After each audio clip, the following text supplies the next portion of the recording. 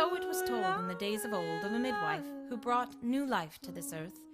Herbs always hung to dry on her hearth, and a basket was kept by her bed should she be called to a birth. One night there came a light knock.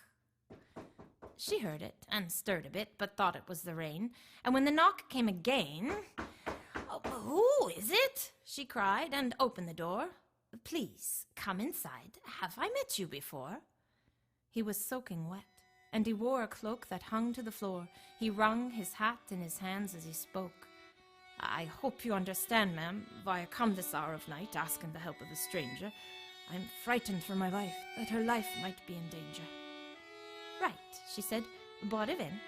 She went to get her supplies, and in the corner of her eye she thought she caught a glimpse of tail trailing from his cloak. "This may come as a surprise," he said, "but we are not far. You'll find us under the oak behind your hut." "Is this a joke?" she said. "The old oak tree that grows by me?" He led her out in the glow of the moon, and soon they were there, through a door that opened wide into the mountainside. The floors were of musty earth, but the walls all shimmered, and the ceiling glimmered, for a river flowed overhead, and a shivering woman lay there on her bed, prepared to deliver. The midwife set to the task at hand, and asked the man to get a pot of water and put it on the fire.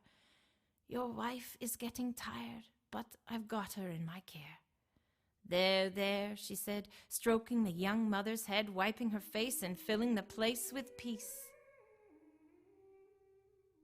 "This must be the race of people," she thought, "who live deep inside the hill, the folks my brother spoke of that will hide inside the bush."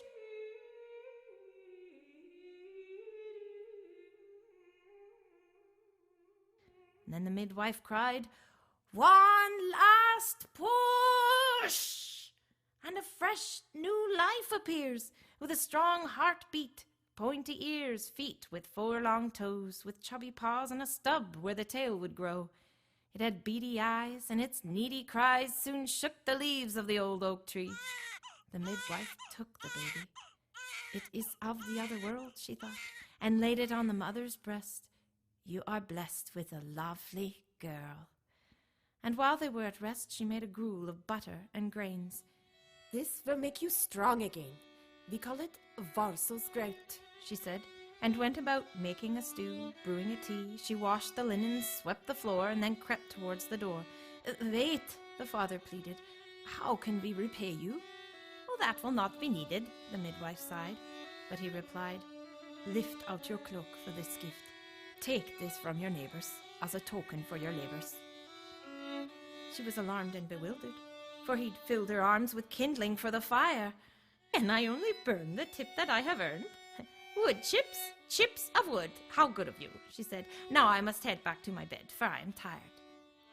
"Thank you," he said, and yanked on a rope to open the door. Before she knew it, she was through it. She let the wood chips fall where they may, slipped into her hut and hit the hay. She slept the day away, and, shivering and tired, awoke to stoke the fire. She fetched her cloak to melt the cold, and felt in its fold a sliver of gold. A sliver of gold?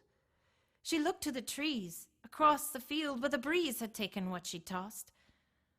"All is not lost," she thought to herself. "This will yield a fair sum." And she placed the treasure high up on a shelf for generations to come.